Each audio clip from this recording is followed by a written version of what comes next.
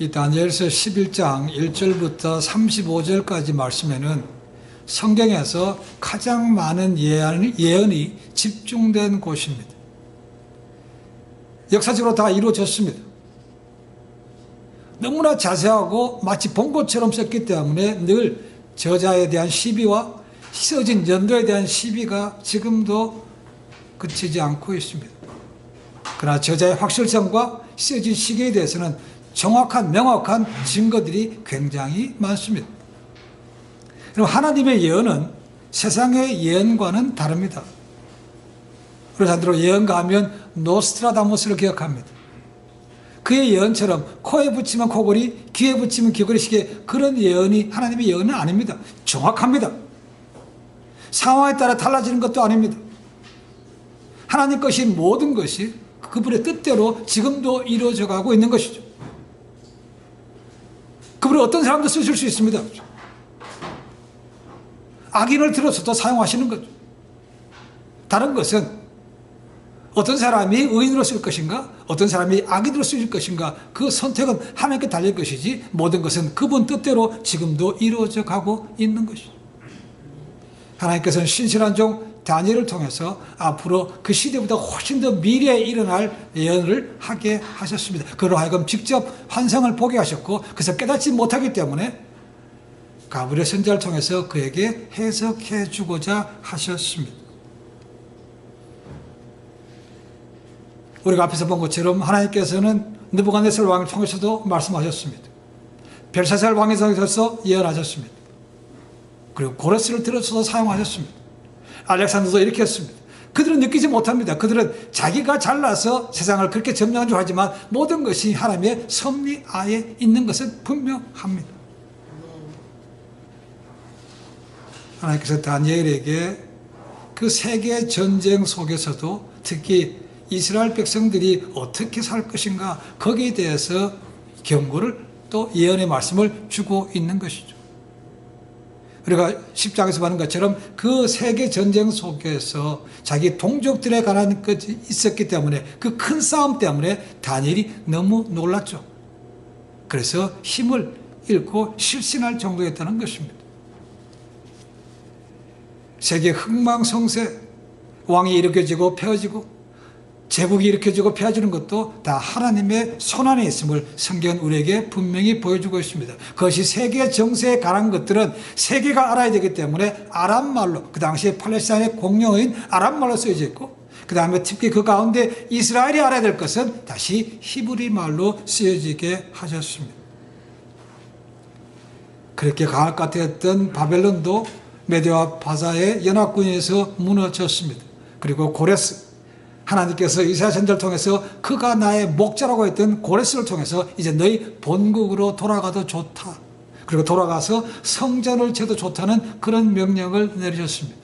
그렇게 찬란하게 했던 그런 페르시아도 알렉산드라는 위대한 사람에 의해서 결국은 그들도 망합니다.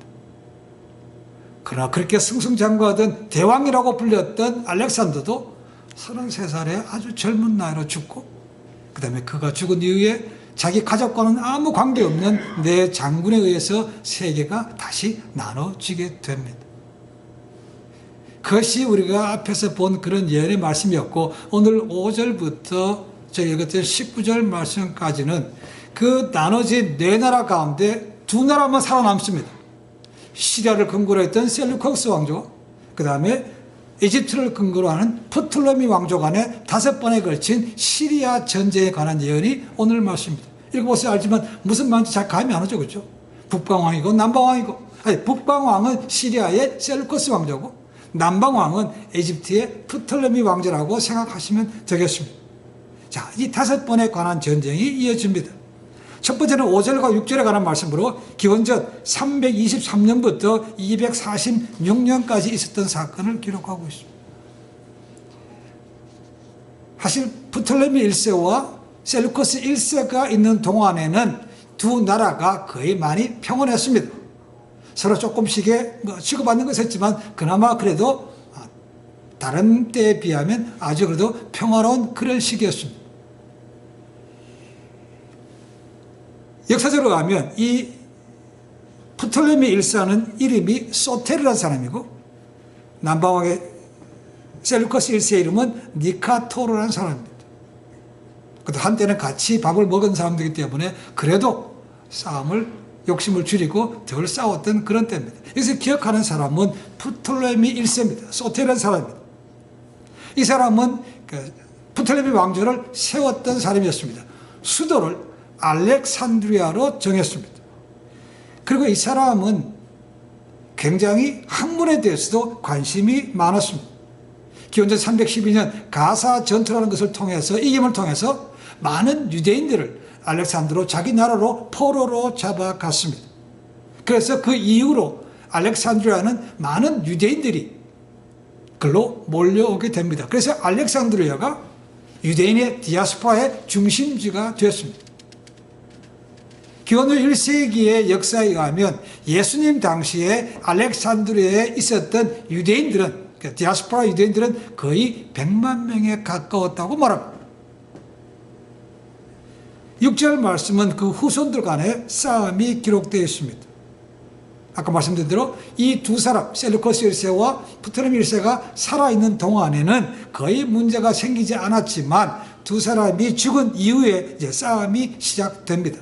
그래서 기원전 274년부터 271년에 드디어 제1차 시리아 전쟁이 시작됩니다. 그 전쟁의 발단은 군에나 총독이었던 마가스로 인해서 시작이 됩니다. 이 마가스라는 사람은 원래 프톨레미, 애굽의 남방왕의 지배를 받던 사람인데 북방왕의 건설을 뒤집고 왕한테 대들었다는 것입니다. 그래서 프톨레미 1세가 올라가서 그들을 멸하게 됩니다. 그러면서 이 남방왕이었던 프톨레미가 이 소아시아, 지금 터키 지역에 많은 지배권을 쥐게 됩니다. 그것이 제1차 전쟁이었습니다. 그렇게 약 10년이 지난 다음에 기원전 260년부터 250년에 두 번째 제2차 전쟁이 시작됩니다. 이 전쟁은 이 1세들이 다 죽은 이후에 생긴 것입니다. 프톨레미 1세와 셀루코스 1세가 다 죽고 없습니다. 그러니까 1세가 죽으면서 이제 프톨레미 2세가 싸움을 걸었다가 결국 프톨레미 2세가 패하게 됩니다. 그러니까 패하니까 이게 안 되겠다 싶어서 프톨레미 2세가 셀루코스 왕조에 대해서 화친을 제의합니다. 그 화친의 조건으로 이제 10년 동안 그들은 평화협정을 맺습니다. 근데 단순하게 정말 전쟁하지 맙시다, 이게 잘 안 되는 거니까 자기의 딸을, 그렇죠? 남방왕의 딸이 북방왕으로 정략적으로 결혼하게 됩니다. 이 6절에 나오는 남방왕은 프톨레미 2세인 필라델푸스라는 사람이고 그의 딸은 베르니스 혹은 베르니케라는 딸입니다. 이 남방의 딸과 함께 결혼하는 사람은 안티오쿠스 2세입니다. 이게 정략적인 결혼입니다. 1세, 2세 복잡하지만 어쨌거나 남방왕이 패했기 때문에 북방왕에게 자기의 딸을 정략적으로 보내서 그 나라와 화친하면서 어쩌면 그 나라를 쥐고 싶었던 그런 욕망이 있었는지도 모릅니다. 이 역사를 보면 그렇습니다. 그죠? 좀 질만한 나라는 그저 딸을 조공으로 바치든지 아니면 정략 결혼해서 그것을 면피하려고 하는 것을 볼 수가 있습니다. 이것도 마찬가지입니다. 프톨레미 왕조가 힘이 부족하니까 딸을 보낸 것이죠. 이 정략 결혼 때문에 안티오쿠스 2세, 북방왕이죠. 2세는 자기 원래 조광지처를 버리게 됩니다. 이 조광지처 이름이 라오디케아라고 되어 있습니다. 그냥 쫓겨난 것이죠. 그런데 말년에 이 안티오쿠스 2세가 죽음을 앞두고 뉘우치고 자기 전 부인과 다시 화합하게 됩니다. 그 라오디게아는 지금 당장은 어떻게 할 수 없었기 때문에 기회를 보고 있다가 이 왕이 거의 죽을 때가 되니까 계획을 옮깁니다. 그것은 데려왔던 베르니케, 그 다음에 베르니케가 낳았던 아들들을 다 죽여버립니다. 그리고 내 아들이 이 북방 셀루커스 왕조의 정통권이 있다는 것이죠. 그래서 아들을 셀루커스 2세로 세우고 이제 그 뒤에서 엄마가 섭정을 하게 됩니다. 이것이 시리아 2차 전쟁입니다. 이 기간인 기원전 285년부터 280년 사이에 이집트의 프톨레미 2세가 다스릴 때 아주 실학적으로 남방에 아주 큰 일이 생깁니다. 아까 말씀드린 대로 알렉산드리아에는 그 당시에 디아스포라 유대인들이 굉장히 많았다고 그랬습니다. 그리고 남방 왕국의 왕들은 대부분 다 굉장히 학문에 대해서 관심이 많았고, 그 다음에 알렉산드리아에는 당시에 가장 큰 도서관이 거기에 있었습니다. 학문이 많아다 보니까 세계적으로 유명하다는 책이 있다 그러면 그것을 다 와서 복사해서 도서실에다가 킵하기를 원했다는 것이죠. 그러던 중에 유대인들에게 아주 유명한 책이 있더라는 것이죠. 그것이 뭐겠습니까? 구약입니다. 근데 그것이 히브리 말로 써 있어요. 그래서 그것을 번역해서 도실에 킵하기를 원했다는 것이죠. 그래서 정식으로 이스라엘에 공문을 보냅니다. 당신이 가지고 있는 그 성경책을 헬라 말로 번역해서 우리가 도서실에 갖고 싶은데, 그러니까 그 히브리 말을 헬라 말로 바꿀 수 있는 사람들을 보내달라고 했습니다. 그랬더니 이스라엘에서 12지파의 똑똑한 사람, 석유가 되는 사람들 6명씩 총 72명을 보냈다는 거죠.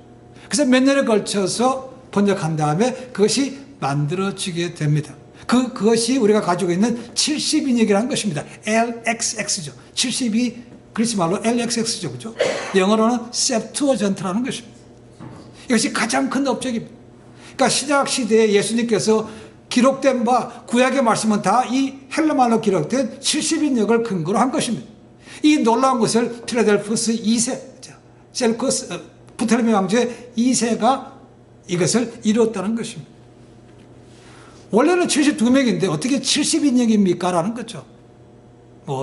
정확히 알 수 없지만 그것을 일반적으로 70이라는 것보다는 라운드업, 반올림해서 70이라고 적었다고 얘기를 합니다. 어쨌거나 정하지 않지만 이 기간 동안이 5절에서 6절에 이어진 1차와 2차 전쟁에 관한 것입니다. 그 다음엔 7절부터 9절 말씀으로 기원전 246년부터 240년에 있었던 사건을 다루고 있습니다. 여기에 시리아 제3차 전쟁이 들어갑니다. 아까 말씀드린 대로 라오디케아 여인이 베로디케를 죽이고 두 아들도 죽였습니다. 그리고 자기 아들을 안티오코스 2세, 셀루커스 2세를 세웠다는 것이죠. 그러니까 남방의 왕위에 있던 프톨레미 3세가 화가 난 겁니다. 야, 그게 무슨 소리냐? 정통권은 내 아들에게, 내 누이에게 있다는 것이죠. 그래서 그것을 시비 삼아서 전쟁을 붙였다는 것이죠. 그래서 쳐들어 올라가서 그들을 절명하게 됩니다. 그리고 라오디게아를 죽이고 그 많은 전리품과 함께 4,000달란트의 금과 2,500여 개의 우상들을 이집트로 탈취해 갔습니다. 후에 셀루커스 2세가 보복하기 위해서 프톨레미 3세를 공격했지만 크게 패하여 자기 나라로 돌아가게 됩니다. 그리고 다음에 기원전 240년에 둘 사이에 다시 평화조약이 체결되게 됩니다. 붙었다가 지면 평화합시다, 이런 것이 계속해서 반복이 됐다는 것입니다. 이 프톨레미 3세도 그 아버지, 할아버지처럼 굉장히 그 학문에 관심이 많았습니다. 이 프톨레미 3세는 특별하게 순수과학에 대해서 굉장히 관심이 많았습니다. 그 당시에 최고 도서관을 가지고 있었던 그 도서관장이 누군가 에라토스테네스라는 사람입니다. 이 사람은 그림자 계산법으로 지구의 둘레를 계산한 사람입니다. 그리고 이 당시에 또 한 사람이 유명한, 우리가 기억하는 사람이 있습니다. 아르키메데스가 이 당시의 사람입니다. 그래서 중력과 지렛대의 원리를 발견하게 되었습니다. 그러니까 전쟁 속에서도 굉장히 학문적으로는 부흥했던 그런 시대라고 볼 수 있습니다. 세 번째로는 10절부터 19절 긴 말씀에 관계되는 것으로 기원전 223년부터 187년에 있었던 얘기를 다루고 있습니다. 3차 전쟁 이후에 약 20년 동안 남조와 북조 간에 좀 평화적인 기억이 지속이 됩니다. 이 프톨레미 3세에는 3세에게 패했던 셀루커스 왕조의 두 아들이 있습니다. 하나는 셀루커스 3세이고 그 밑에 동생은 안티오코스 3세입니다. 먼저는 셀루커스 3세가 왕위에 오릅니다. 그런데 2년 동안 버티다가 그가 죽습니다. 그런 다음에 안티오코스 3세가 다시 북방 왕조의 왕위에 올라갑니다. 이 사람을 주목해야만 됩니다. 안티오코스 3세입니다. 우리가 기억할 사람은 안티오코스 3세 그리고 안티오코스 4세입니다. 이 3세 젊은 나이에 아주 패기가 만만했습니다. 그렇게 가만히 있을 수가 없죠. 그래서 평화협정을 깨뜨리고 다시 프토레미 왕조를 공격하게 됩니다. 이 3세는 호시탐탐 기회를 보고 있다가 프톨레미 4세가 17살밖에 안 되니까 우습게 보고 쳐들어갔다는 것입니다. 그런데 놀랍게도 내려갔다가 패합니다. 프톨레미 4세가 이깁니다. 이것이 역사에 나와 있는 라피아 전투라는 곳입니다. 여기서 크게 패합니다. 그리고 다시 본국으로 돌아가서 한동안은 남방을 치지 않습니다. 그런데 남방을 치지 않는다고 해서 가만히 있는 것이 아니었습니다. 계속해서 주변은 넓혀져 갑니다. 서쪽으로는 유럽으로 나가는 것이고 동쪽으로는 계속해서 아시아 쪽으로도 그것을 넓혀갑니다. 그런데 이 라피아 전투에서 이겼던 프톨레미의 4세는 교만하게도 자기 나라로 돌아가면서 예루살렘 성전에 들어갔다는 겁니다. 그리고 대제사장이 1년에 하루밖에 들어가지 못하는 그 지성소에 들어가려고 했다는 것입니다. 뭐 들어간 건지 들어가려고 한 건지 모르지만 나중에 역사에 하면 이 사람이 이름 모를 병에 죽습니다. 그러니까 많은 역사학자들이 생각하기는 그가 들어가지 말아야 될 지성소에 들어갔기 때문에 하나님의 벌을 받아 죽었다라고 그렇게 예언을 합니다. 그것이 12절에 기록된 말씀입니다. 그가 죽고 4살밖에 되지 않은 아들이 왕위에 올라가는데 그가 프톨레미 5세입니다. 자, 17살 된 프톨레미 4세도 우습게 이겼는데 4살밖에 안 되니까 얼마나 또 우습게 보겠습니까? 다시 안티오코 3세가 쳐들어갑니다. 그것이 13절에 기록됩니다. 아주 많은 준비를 해서 쳐들어갔다는 것이죠. 14절에 보면 이런 말씀도 있습니다. 내 백성 중에서도 포악한 자가 스스로 높아져서 환상을 이루려 할 것이나 라고 했습니다. 이것은 제4차 시리아 전쟁 안티오코스 3세가 프톨레미 5세를 쳐들어갔을 때 있었던 사건입니다. 자, 북쪽 시리아에서 남쪽 이집트로 내려가려면 거쳐야 되는 지역이 있습니다. 팔레스타인 지방이죠. 거기는 이스라엘이 있다는 거죠. 그가 내려갈 때 이 이스라엘산 유대인들이 이 안티오코스 3세를 환영했다는 것입니다. 그리고 거기에 쫓아내는데 남동 왕국을 쫓아내는데 일조했다는 것입니다. 하지만 이렇게 대군을 끊고 준비해서 내려갔던 안티오코스 3세가 프톨레미 왕조의 스코파스 장군에 의해서 실패하고 맙니다. 실패하고. 그렇다고 해서 한번 실패했다고 가만히 있겠습니까? 또다시 준비해서 내려갑니다. 그 다음에는 이 스코파스 장군한테 두 번째 전쟁에서는 이기게 됩니다. 이것이 기원전 198년에 있는 바니아스 전투라는 것입니다. 이 바니아스는 우리가 가지고 있는 성경책에는 가이사라 빌립보라는 곳입니다. 그래서 팔레스타인과 이스라엘이 다시 안티오코스 3세, 즉 셀루커스 왕조의 손아귀에 들어가게 됩니다. 당분간 오랫동안 이 지역은 북왕국에 의해서 이스라엘이 지배를 받게 됩니다. 그런데 17절을 보시면 그가 남방을 쳐들어가서 갔다가 이겼습니다. 근데 끝까지 쳐들어가면 되는데 갑자기 화천했다는 얘기가 나옵니다. 끝까지 가서 치면 더 많은 것을 빼앗아올 수 있습니다. 그렇죠? 그런데 왜 중간에 갑자기 화친했는가? 그 이유는 이 남쪽에 있는 왕국에서 도움을 청한 사람이 있습니다. 그것은 바로 로마입니다. 로마 때문에 그가 마음을 바꿔서 자기 나라로 그냥 자 이제 전쟁 당분간 쉰다 하고 돌아갔다는 것입니다. 그리고 이 자기 나라로 돌아가면서 이번에는 북쪽 왕국의 안티오코스 3세가 자기 딸을 남방 왕국에게 주게 됩니다. 프톨레미 5세에게 주게 됩니다. 이 안티오코스 3세의 딸이 누군가? 클레오파트라 1세입니다. 이 클레오파트라는 우리가 잘 아시는 대로 그녀의 코가 조금만 낮았더라면 유럽 역사가 바뀌었을 것이다. 높았다면 그 나오는 마지막 프톨레미 왕조의 마지막 왕인 클레오파트라와는 다른 사람입니다. 그 전에 나왔던 사람 안티오코스 3세의 딸입니다. 이 딸을 남방 왕국에 보내면서 결혼하게 되면 이 자기 딸이 남편인 프톨레미 5세를 잘 쥐어 삶아서 자기 나라에게 쉽게 뭐든지 협조할 거로 생각했다는 것이죠. 그런데 이 딸이 시집을 가더니 마음이 바뀌었어요. 그래서 아버지한테 순순히 그런 말에 복종하는 것이 아니고 남편한테 얘기합니다. 자, 이제는 우리가 힘을 키워야 되니까 로마를 의지합시다. 로마하고 화친하라고 프톨레미 5세에게 그렇게 했다는 것이죠. 그래서 프톨레미 5세가 로마와 관계를 맺게 됩니다. 우리 성경에서는 신약에 들어가서야만 로마를 기억하는데 사실 이때부터 이미 로마는 준동하고 있었습니다. 단지 이 두 나라가 서로 피튀게 싸우는 것 때문에 그들이 커가는 것을 잘 알아보지 못했다는 것이죠. 그렇지만 남방왕국의 프톨레미 5세는 이미 그들의 준동을 알고 그들과 화친한 것을 맺었다는 것입니다. 도와달라는 것이죠.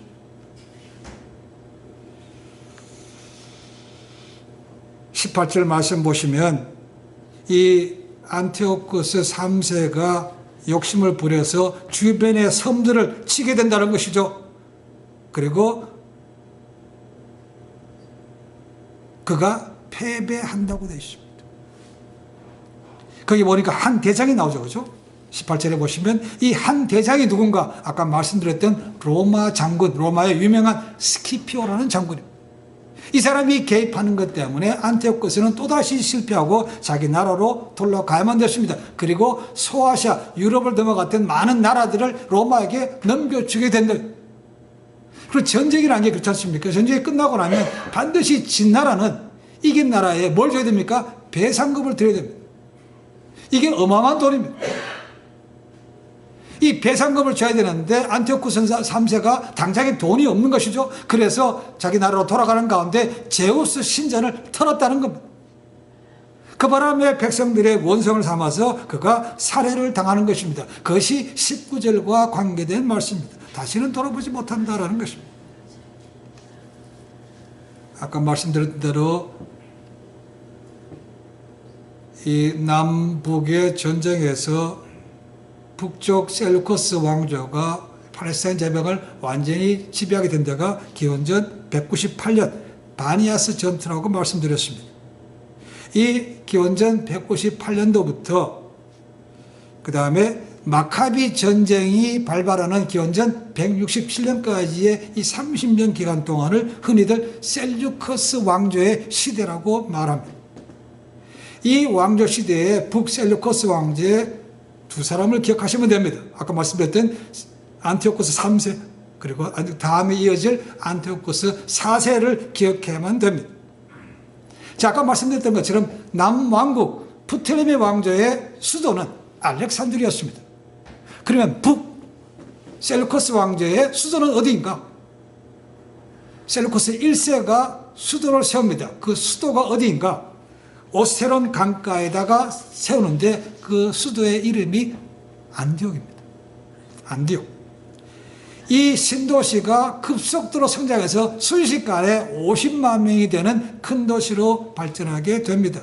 이것이야말로 이 알렉산드로와 함께 동방의 가장 헬라 문화를 전파하는 중심지가 됐습니다.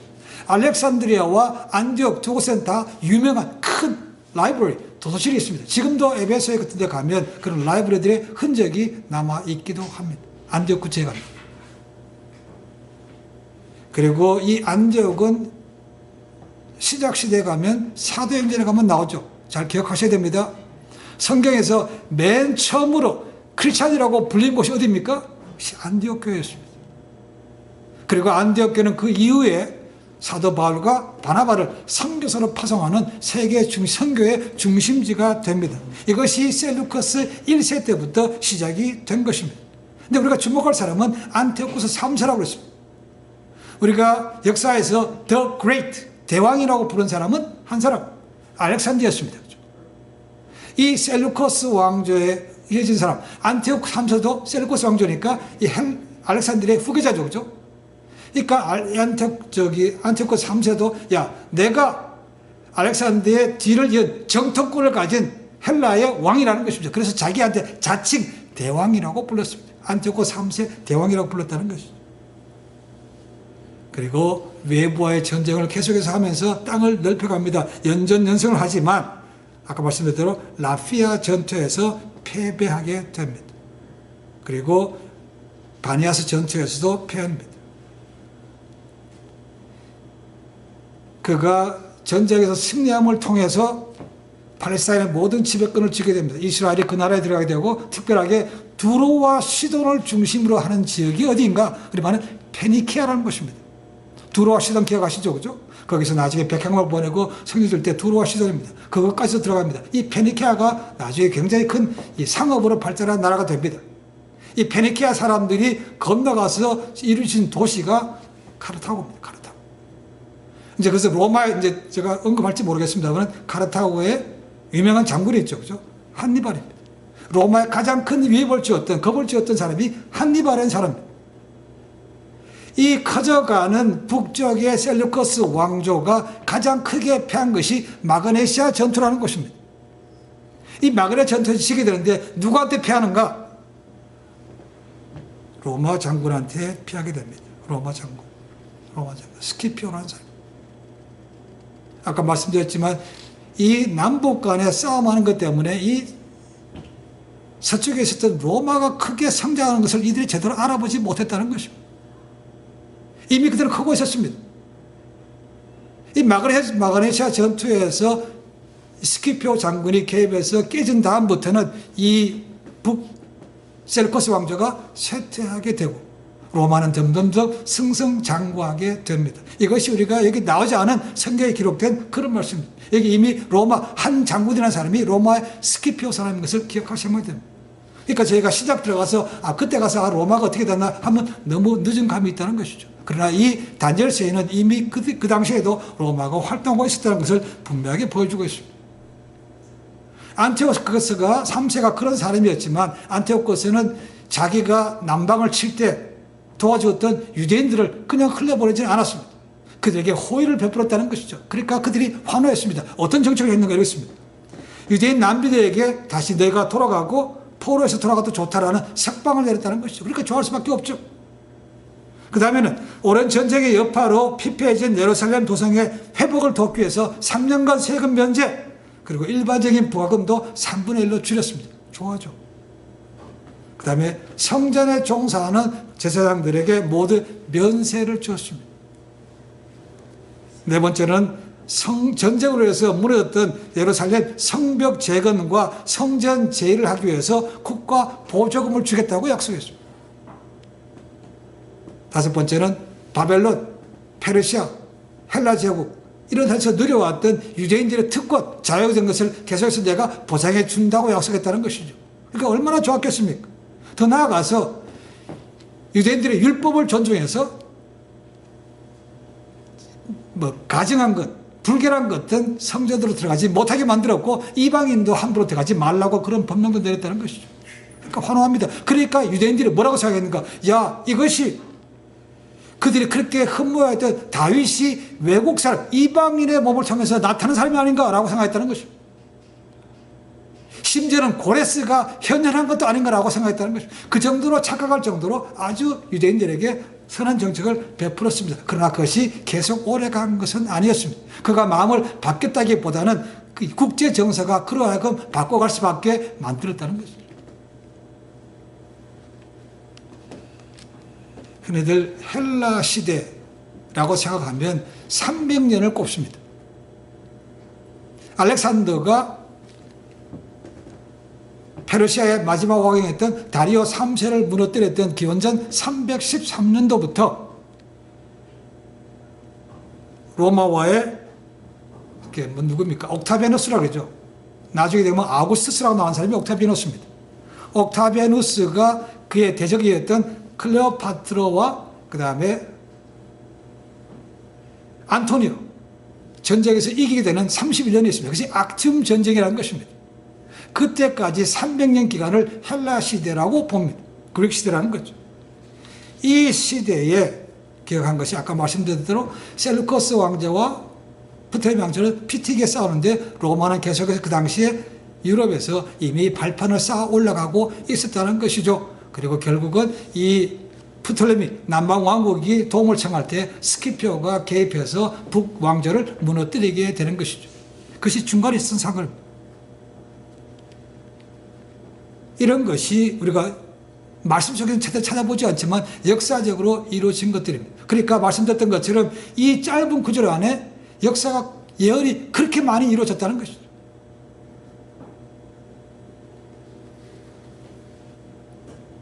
로마 황제든 셀루커스의 왕조든 프톨미 왕조든 그들이 나라를 세우고 이끄는 것처럼 보이지만 사실은 역사 속에서 하나님께서 왕을 세우고 왕을 폐하고 나라를 세우고 나라를 폐했던 그분이라는 것입니다. 역사의 주제가 하나님의 것을 우리에게 얘기해 주고 있습니다. 그럼 왜 이런 역사 속에서 우리가 이스라엘을 봐야 됩니까? 하나님께서 그런 역사만 얘기해 주시면 되지 왜 다니엘에게 내 나라에 대한 큰 전쟁을 말씀해 주셨습니까? 라는 거죠. 왜 우리가 이스라엘을 주목해야 됩니까? 라는 겁니다. 왜 그렇습니까? 이스라엘은 하나님이 선택받은 백성이기 때문이었습니다.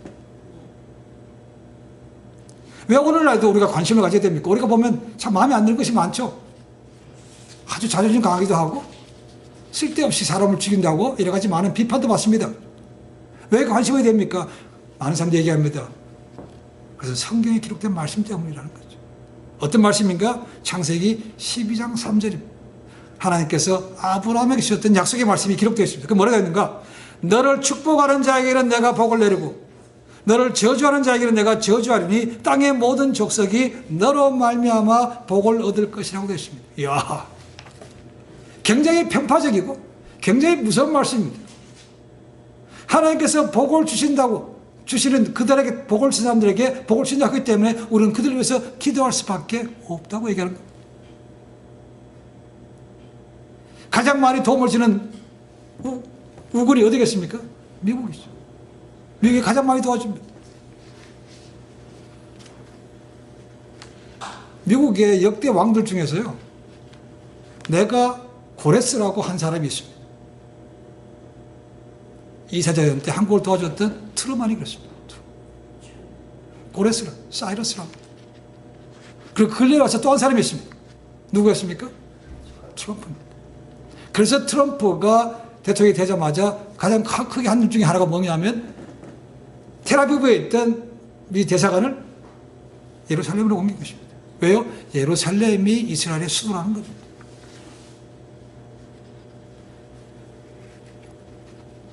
이번에 이스라엘 대사로 간 사람이 누구 허카비 그분입니다. 그분이 목사기도 하고 알칸사의 거버너였습니다. 가장 큰 힘이 될 거라고 얘기합니다. 이번에 국방장관이 된 누굽니까? 피트 헤그세스라는 사람이 있죠. 그죠? 그 사람 꿈이 뭔가? 나는 이스라엘의 제3성전을 세우는 것이 꿈이라고 말해요. 왜 이렇게 합니까? 그것이 아까 말씀드린 대로 창세기 12장 3절. 그들에게 복을 주는 사람에게 복을 준다는 겁니다. 그러니까 그들을 위해서 기도할 수밖에 없고 도울 수밖에 없다는 겁니다. 지금도 그런 사실 때문에 유대인들은 내 나라로 돌아간다는 것이죠. 그것이 흔히 말하는 Go back to Israel. 엘리야 운동이라는 것입니다. 엘리야. 이스라엘은 여전히 국제 무대에서 아주 강한 나라는 아닙니다. 그렇죠? 강한 나라는 아니죠. 놀랍게도 그들은 그런 역사 속에서 크고 작은 나라에게 치지박히고 하지만 지금까지 살아남은 것이죠. 그리고 마지막 책이라는 요한계시록에 보면 이제 그들이 다시 마지막 때 회복이 된다는 말씀이 있는 거죠. 그러니까 우리가 이스라엘과 중동을 눈여겨볼 수밖에 없는 것입니다. 2022년 2월 24일에 생겼던 러시아와 우크라이나 전쟁 3년 동안 아주 적죠. 2023년도 10월 7일에 시작했던 하마스의 침공, 거의 1년 3개월 만에 잠깐 정세가 중단되고 포로를 교환하고 있지만 지금도 테러와의 전쟁은 이들은 아직도 하고 있습니다. 누가 뭐래도 합니다. 그걸 보면서 야, 언제 정말 세상에 평화가 오려나? 위대한 힘을 가진 사람이 오면 평화도 오고 경제도 부정한다고 사람이 기대하지만 그렇죠. 진정한 평화는 예수 그리스도밖에 없다는 겁니다. 이 땅에 중보자는 주님밖에 없습니다. 그렇죠? 하나님과 인간 사이의 중보자는 주님밖에 없고 사람과 사람 사이의 중보자도 주님밖에 없습니다. 그러니까 모든 사람이 예수님을 구세주로 믿으면 이 땅에는 그때야말로 진정한 평화가 임하는 것이죠. 그러나 그때까지는 영원한 것이죠. 그러니까 이 땅에 다시 주님께서 오시고 모든 악을 멸하실 때까지는 사실은 진정한 평화는 없지만 믿음의 사람들은 그분으로 해서 진정한 평화를 누리게 되는 것입니다. 그때가 되기 전까지 하나님은 지금도 하늘문을 열어놓으시고 구원받을 자들을 찾고 계십니다. 바로 로마서에 얘기한 것처럼 언젠가는 이방인의 충만한 숫자가 차면, 그리고 땅끝까지를 복음이 전파되고 나면 하늘문이 닫힙니다. 그때는 누가 연락해도 열 수가 없습니다. 그리고 문이 닫히면 이 땅에는 전무후무한 엄청난 재앙이 이 땅에 임하게 됩니다. 이제 그 시간이 점점 다가오고 있습니다. 비록 현실적으로 보면 불합리하고 불공평하고 불법적 일이 많이 일어나고 있지만 모든 것은 하나님께서 주관하고 계심을 믿어야 됩니다. 현실을 바라보면 답답합니다. 눈을 들어 하나님을 보면 우리 믿음이 설 수 있고 그 믿음을 계속해서 끝까지 가야 우리가 예비된 생명의 멸류관, 영광의 멸류관을 받을 수 있습니다. 하나님께 소망을 두시고 끝까지 믿음의 선한 싸움을 싸우고 믿음의 경주를 마쳐서 예비된 많은 복들을 누리는 우리 모두가 되시기를 주님 간절히 축원해 드립니다. 기도하겠습니다.